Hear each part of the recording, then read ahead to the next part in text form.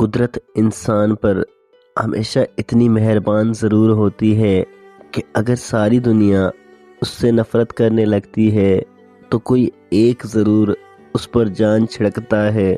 وہ انسان کوئی بھی ہو سکتا ہے، کوئی چرند پرند یا کوئی دوسری مخلوق بھی بلا وجہ کی نفرت ضرور ایک بلا وجہ کی محبت کو ساتھ باندھ لاتی ہے۔ انسان کے دل اور آنکھ کے درمیان ایک سوراخ ہے، ایک راستہ ہے۔ جس کام میں آنکھ مشغول اسی میں دل مشغول ہوتا ہے۔ ایک کی اصلاح دوسرے کی اصلاح ہوتی ہے، ایک کے فساد سے دوسرے کا فساد ہوتا ہے۔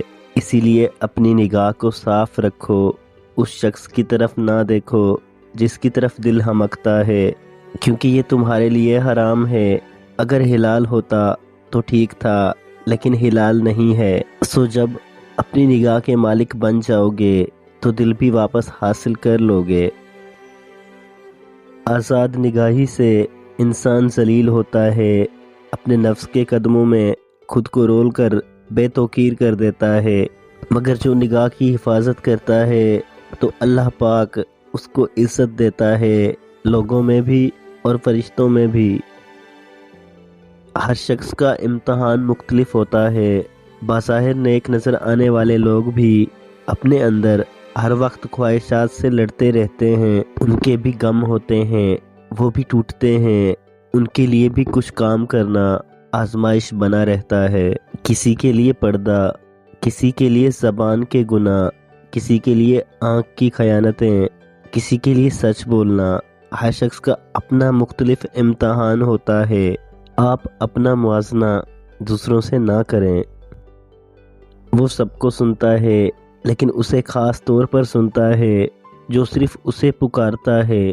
وہ سب کے پاس ہے لیکن اس کے پاس خاص طور پر ہے جو اس کی تلاش میں ہے۔ وہ سب کو دے رہا ہے لیکن اس کو خاص دے رہا ہے جو پورے یقین سے مانگ رہا ہے۔ سب بیمار ہیں اور سب پریشان حال ہیں۔ اس کا رحم سب کی تلاش میں ہے لیکن یہ رحم اس پر خاص طور پر سایہ فکن ہے جو پر امید ہے اور یقین رکھتا ہے کہ اس کا رب اس سے غافل نہیں ہے۔ یقین، صرف یقین۔ اللہ کو اپنے بندوں سے صرف یقین چاہیے۔ زندگی میں جب انسان کو ہدایت مل جائے تو وہ یہ نہ دیکھے کہ کیا کر چکا ہے، بس وہاں سے راستہ بدل لے۔